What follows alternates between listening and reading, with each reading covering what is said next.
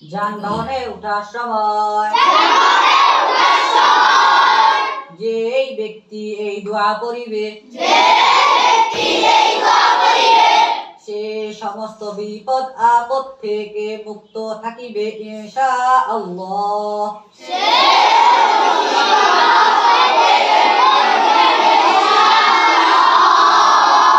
বিসমিল্লাহি আলহামদুলিল্লাহি সুবহানাল্লাযী সাখখারা লানা হাযা ওয়া মা কুন্না লাহু মুকরিনিন।